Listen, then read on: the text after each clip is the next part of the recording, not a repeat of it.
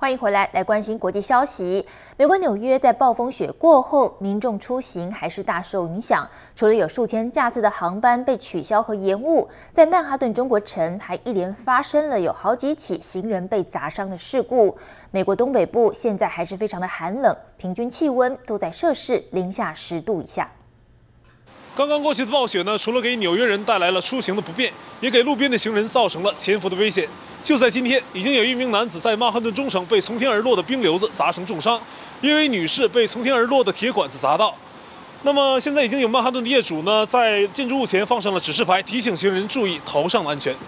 一位女士在行经曼哈顿中城一家麦当劳门前时，被一根10英尺长从18层的高楼上掉下来的铁管子砸伤，造成2根肋骨骨折。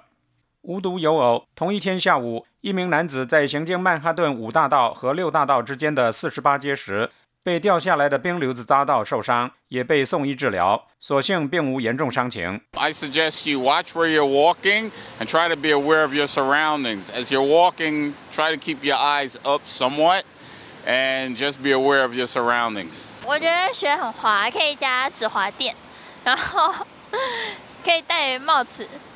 被砸到应该不会那么痛。这场暴风雪为美国东北部地区带来了38厘米厚的降雪。大雪过后，人们开始忙着清扫路上厚厚的积雪。截至周三早上，总共大约有4400架航班取消或者延误。而首都华盛顿由于道路上冰雪覆盖，所有5个地铁路线和巴士系统都受到了延误。联邦政府机构也推迟了2个小时开门。 It's too cold.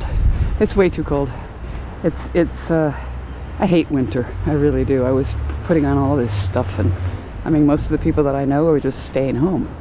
大片地区的学校因暴风雪被迫关闭，不过孩子们却可以自由自在地滑起雪橇和滑雪板了。